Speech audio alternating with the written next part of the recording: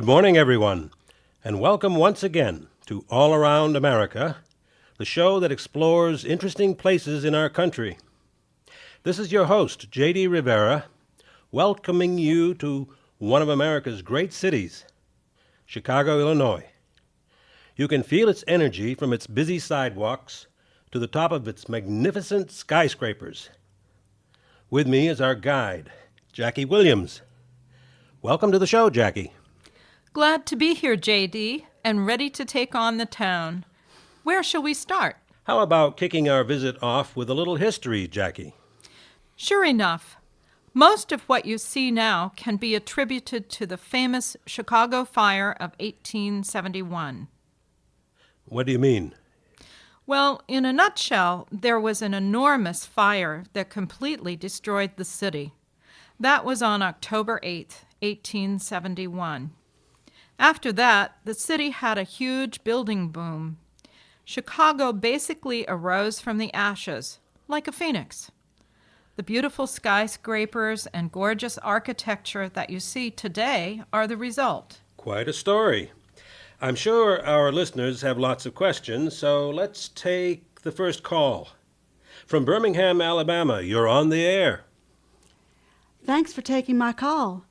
I'd like to know how the fire started. The story is that Mrs. O'Leary was milking her cow in the barn, and that the cow kicked over the lantern, which started the fire. No one will ever know if this is exactly what happened, but that's what people believed. Mrs. O'Leary claimed that she never had a lantern in the barn, but the story dies hard. Let's talk to one of the firemen who was actually there. Mike McCormick, are you on the line? Can you add anything else? Yes, I'm glad to be here. Let me just say that the fire was a monster, the worst thing I had ever seen. For 24 hours it raged, fanned by a strong wind that had kicked up. We were called to Mrs. O'Leary's place, but somehow, in the confusion, we went to the wrong address. By the time we got to her home, the fire was a raging inferno.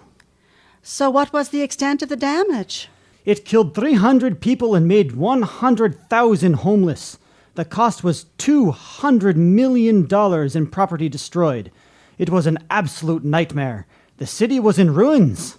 What a tragedy. So what happened after that? Is that when Chicago began building skyscrapers? I believe so, but let's ask our special guests. We have with us some of the world's best architects. They came to Chicago right after the fire. Let's welcome William LeBaron Jenney, Louis Sullivan, and Frank Lloyd Wright. Gentlemen, great to have you. Now, who would like to field the first question? I'll take it. Mr. Jenney, go right ahead. The caller is right. After the fire, we architects just flocked to the city. We loved the challenge of rebuilding it. It was an exciting time to be here. We even started a new school of architecture, known as the Chicago School. Mr. Jenney, you built the world's first skyscraper, didn't you? As a matter of fact, I did. It was the first building to use an all-metal framework. Possibly some of the iron and steel came from your city, Birmingham. The invention of the elevator made it possible to build tall buildings. It was only 10 stories high, but for that time, it was significant. It was the Home Insurance Building, built in 1884. Thanks, Birmingham. And thanks, Mr. Jenney. Jackie, I've been to your great city several times and loved the skyscrapers here. They're so majestic and graceful. How did the architects achieve that? Mr. Sullivan, want to take this one? You were very involved in creating Chicago's skyscrapers. Yes, I was. I wanted my buildings to express the human spirit. And with the development of iron girders to support each floor, we were able to be much more creative in the designs of our skyscrapers than we were in the past. That was quite radical at the time, wasn't it? Yes, it was. Also, none of us really wanted to copy the European styles of palaces and Greek temples. We all wanted to create something new. Very interesting. And moving on, we have an email from Kansas City, Missouri, who wants to hear from Mr. Frank Lloyd Wright. She says, Mr. Wright, your buildings are so unusual. Can you tell a little about your thoughts in designing a building? Basically, it's very simple. I believe that the landscape should be more beautiful after the building was built than before. I've seen many of Mr. Wright's buildings. They are always in harmony with the environment, like building into the side of a hill, around a tree, or over a stream. That's right. I feel it's essential to work with the natural landscape. You might also want to visit the Unity Church and the homes I designed in Oak Park, not far from here. Thank you, Mr. Wright. Now, Jackie, what do you say we go to the top of the Sears Tower? Is it still the world's tallest building? Well, not anymore. It was in 1974 when it was built, but now they're building them higher and higher. Nevertheless, at 110 stories, it's still pretty tall. You can get a great view from the top. But don't get too close to the windows if you have vertigo. Well, on second thought, Jackie, maybe we'll just stand here on the sidewalk and look up. But let's get out of the wind before we blow away. And changing the subject a little, why is Chicago so windy? As a matter of fact, Chicago is called the Windy City. It sits on the shore of Lake Michigan, and the winds off the lake are funneled between our tall buildings. Walking our sidewalks can be an adventure. But we Chicagoans call it the Windy City because of all the hot air from our politicians. It's the same all over, isn't it? But now, unfortunately, it's time to leave this great city. So long, Jackie. Thanks for helping out with our show. For our next stop, we'll head south on Interstate 55 to a city on the great Mississippi River, St. Louis, Missouri. See you there, but we have a few minutes left to take a few more calls from our listeners.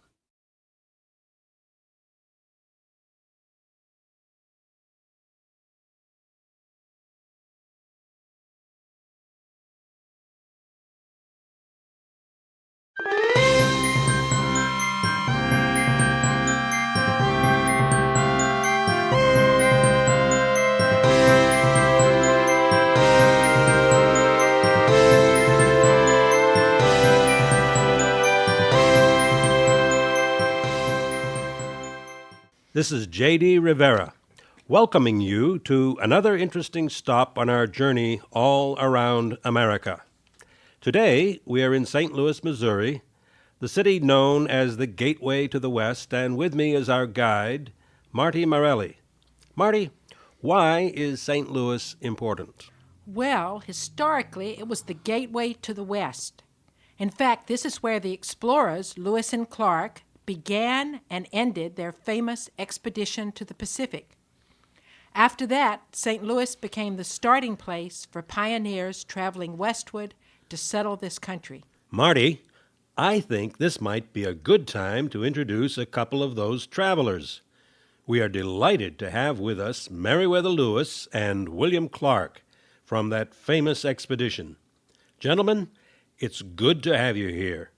I know our listeners would like to know about that historic trip. Would you take some calls? We'd be glad to. And let me add that it's a pleasure to be here. That goes for me, too. My pleasure also. And we have a call from Santa Fe, New Mexico. Do you have a question? Mr. Lewis, I've heard a lot about this expedition, but why did you guys do it? Were you after gold or something? No, it wasn't for gold. In 1803, President Jefferson bought what is known as the Louisiana Purchase from France. It was a huge part of the continent. It stretched from New Orleans to Montana. It included all or part of 13 states. He wanted to find out more about this land, its geography, the plants and animals, and the Native Americans who lived here. He wanted to know especially if there was a waterway to the Pacific Ocean. So the president asked me to head up the expedition, and I got in touch with an old friend, William Clark, to be my co-captain. But why did you take it on? It was a really risky journey. I understand the territory was unknown and dangerous at that time. It surely was. But both Captain Clark and I were deeply interested in exploration. We were frontiersmen, and we loved adventure. And after all, we too were very curious about what lay west of the Mississippi. Care to add anything, Captain? As Captain Lewis said, we both love adventure, and we knew it was an opportunity to do something no one had ever done before. Be the first to carefully explore the American West. We jumped at the chance. It was a chance of a lifetime. It was too good to pass up. So when did your expedition get underway? We left St. Louis on May 14th, 1804. Our crew of 30 men couldn't wait to get going. The Corps of Discovery, that's what we were called. It was a great day. The citizens of St. Louis cheered as we took off. What was it like traveling in the wilderness in those days? It was a long and treacherous journey, harder than we had expected. And we met bears, lots of them, especially grizzlies. One of them even chased our men right into their canoe and attacked. It took 9 bullets to bring it down. Captain Clark, would you like to add anything? Sure. We met Indians, some hostile, ready to do us in, and some friendly and helpful. I can't say enough about the young Indian woman Sacagawea, who joined the expedition. She helped us tremendously as an interpreter and guide. She even brought her little baby along, carrying him on her back all the way. Amazing. And we have a call from Tulsa, Oklahoma. Go ahead, Tulsa. So, when did you two finally reach the Pacific?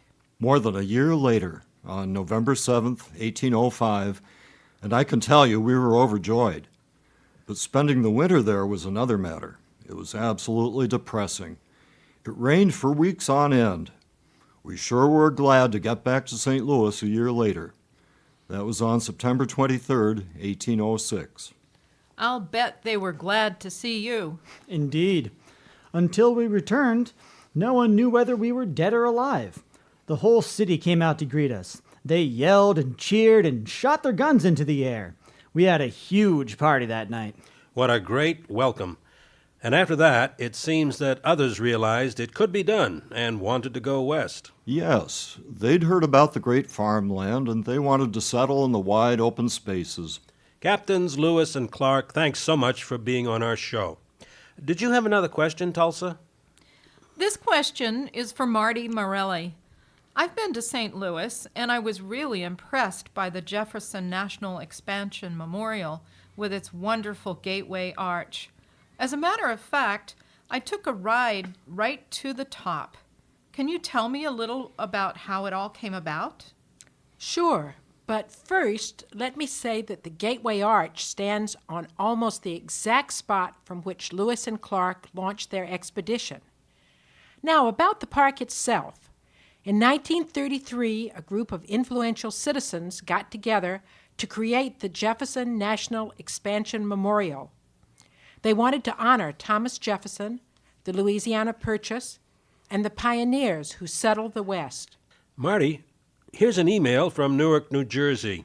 It says, I've only seen the Gateway Arch in pictures. It's so simple and elegant and somewhat unusual. What did the architect have in mind? No problem in answering that one. We have with us Eero Saarinen, architect of the arch. Mr. Saarinen, would you care to answer that question? Be glad to, and thank you for asking me to the show. First of all, I just want to say that I am an immigrant myself from Finland, and I was so happy to give something back to this country and create something that symbolizes the westward movement.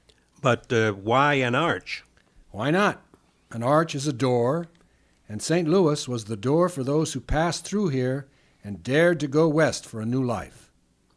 Now about the arch. I chose what is called the inverted catenary arch, an upside-down chain held on 2 ends.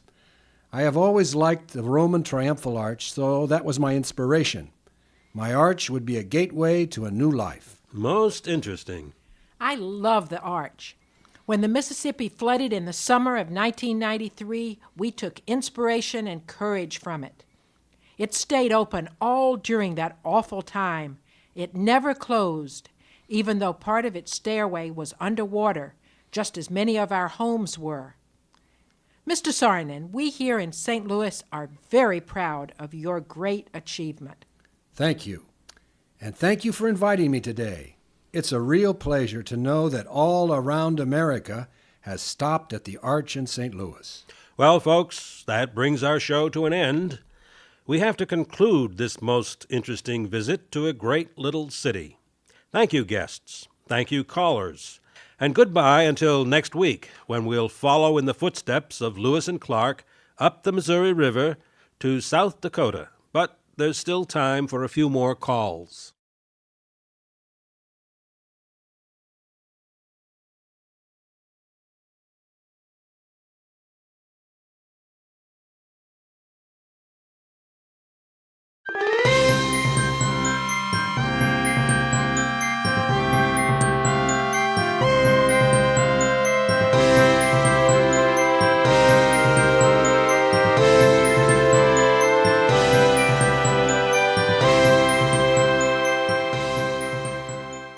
Good morning, folks, and welcome to All Around America, the timeless talk show that lets you explore some of the great places of our country.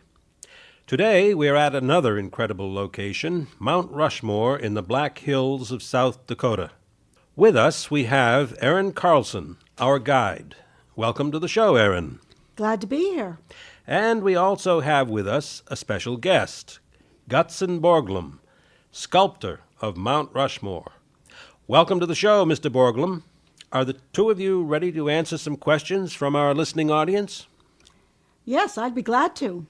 I really enjoy telling people about Mount Rushmore and the remarkable sculptures carved right into the mountain. Mr. Borglum, they are awesome and inspiring. Thanks, Erin. I really appreciate your enthusiasm, because that's exactly what I had in mind when I began the project. I wanted to create something that would remind people of America's greatness. I can hardly wait to learn more about Mount Rushmore. The phones are ringing off the hook, and we're ready to take the first call.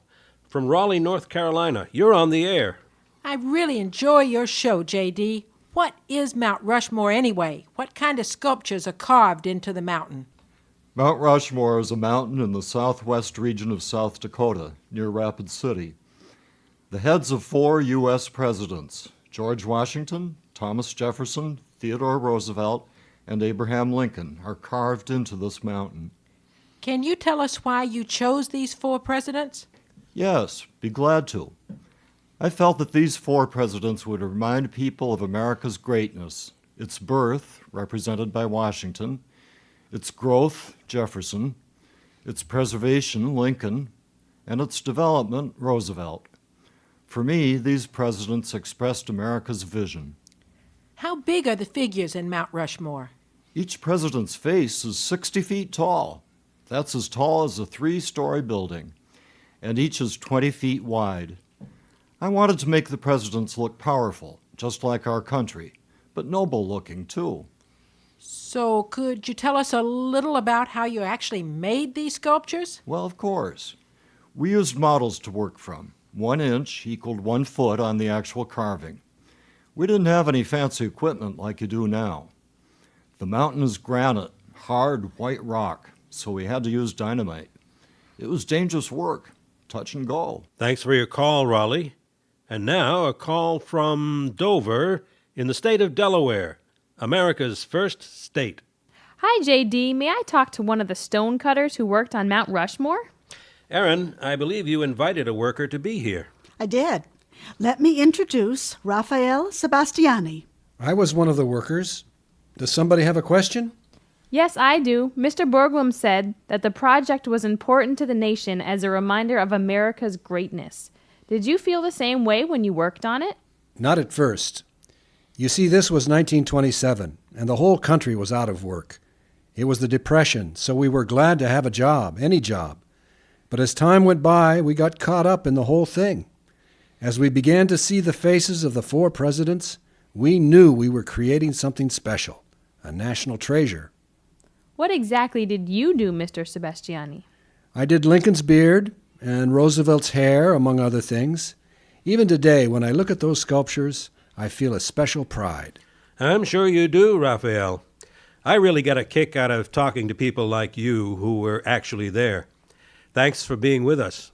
Now, we have an email from Columbia, South Carolina, that asks if anybody got hurt or got killed working with all that dynamite so high up and in all kinds of weather. Fortunately, not a one. We were very lucky. Mr. Borglum, you must have been very proud when it was finally completed. Dad, let me answer that. This is Lincoln, Mr. Borglum's son. It took 14 years to complete. I'm sorry to say my father passed away in 1941, so it was my responsibility to finish the work my father had started. 7 months later, it was completed. I have read that as monuments go, only the Great Pyramid of Egypt is larger than Mount Rushmore. Is that so? Almost right. The Great Pyramid of Egypt is larger, but Mount Rushmore stands taller. At any rate, both are beautiful, colossal works of art. So, Aaron, anything else you'd like to add before we leave? Gosh, J.D., there's so much to see in this corner of South Dakota. So, tell me about it. Well, there's the incredible Badlands National Park. Badlands? Bad and beautiful. The Earth's surface has been eroded, revealing one of the world's richest fossil beds, the remains of plants and animals from 30 million years ago. And we have a great underground park. An underground park? Wind Cave National Park is one of the world's longest caves. And above ground, the park includes beautiful prairie grasslands, forests, and lots of wildlife. A lot to see. Anything else to add, Aaron? Only that every year, over 2 million people call on our presidents here at Mount Rushmore. Well, we hope you, our listeners, also come for a visit. And bring the kids. It's a great way to learn a little American history. There you have it, folks. Another wonderful trip to a memorable place. Thanks to our guests and our callers, and to you, Aaron, for arranging our visit here. See you next week when we'll be in Oregon. It's time now for a few last-minute questions.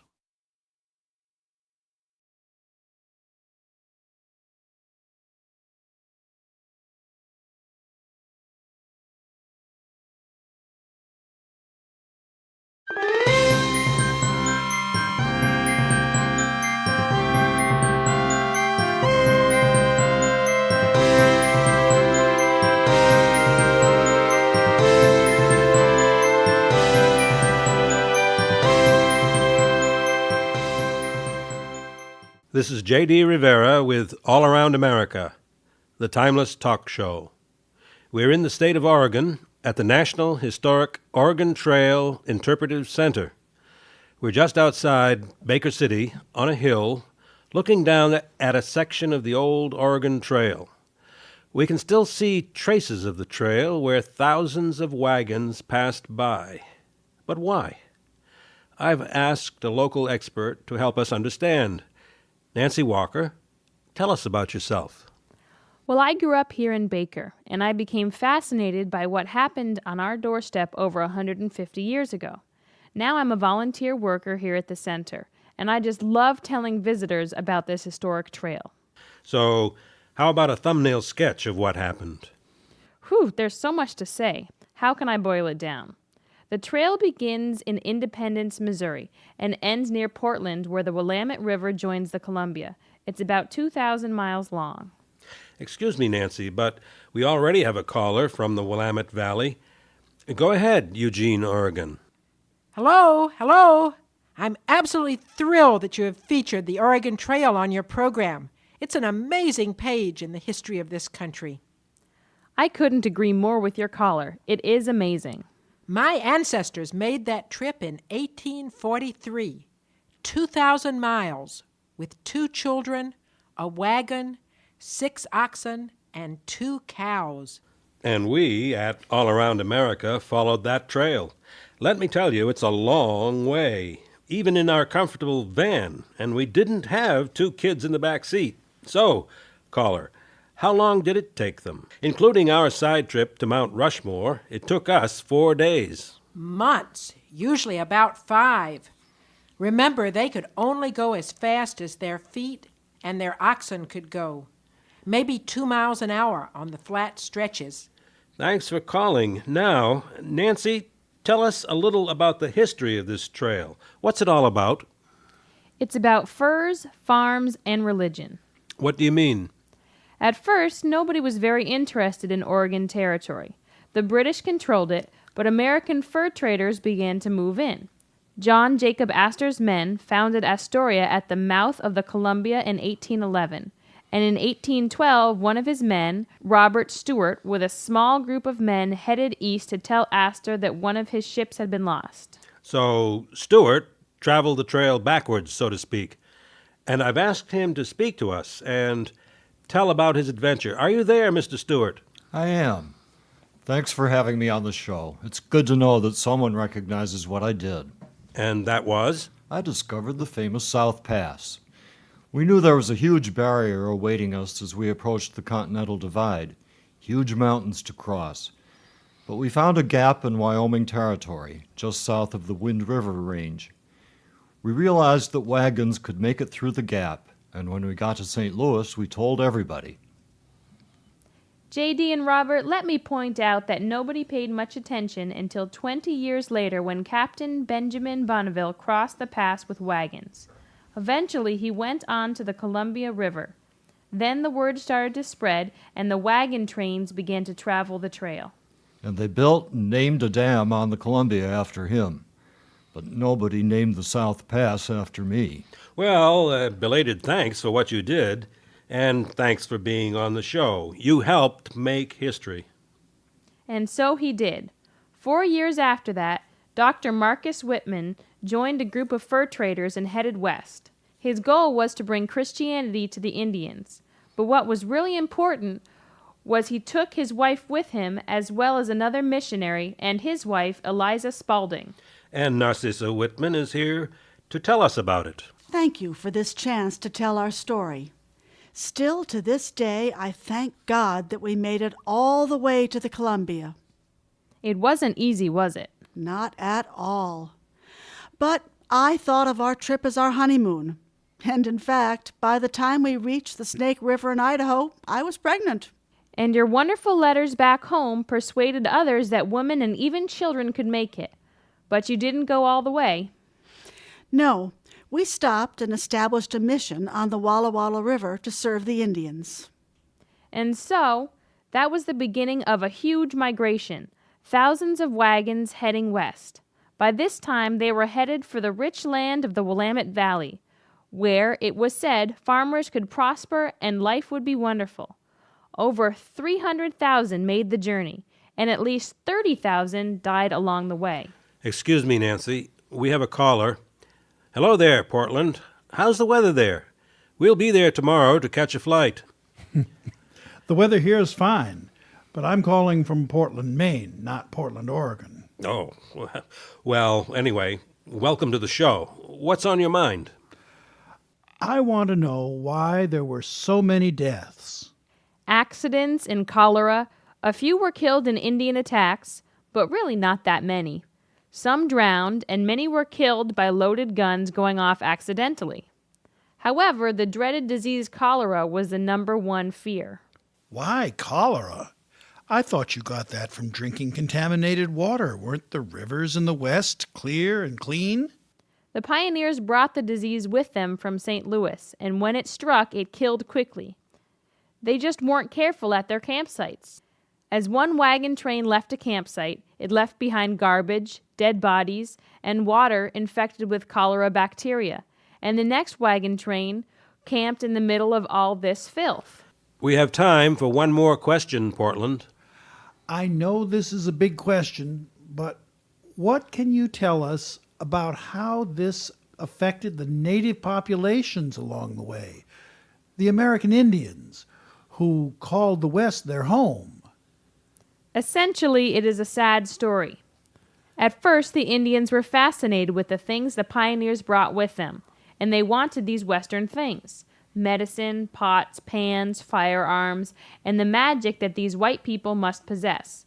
But two cultures were on a collision course, and it ended very badly for the Indians. Probably the most sensational event in this sad story occurred at the Whitman Mission in Walla Walla. What happened? The pioneers also brought diseases, and in 1847 at the Whitman Mission, many Cayuse Indians, with no immunity to measles, caught the disease and died. The Indians may have thought Dr. Whitman was poisoning them. Anyway, they killed the doctor and Narcissa and several others and burned the mission. When word reached Washington, the government decided to declare Oregon part of the United States to protect the settlers. In short, the culture of the settlers prevailed. Our time is up, but here at the Interpretive Center, the story of this incredible migration is kept alive. From here, we will follow the Columbia to the airport in Portland, Oregon, and take off for a visit to the incredible state of Alaska. Thank you, Nancy, for being our guide and historical interpreter. Before we leave, we have time for a few questions from our listeners.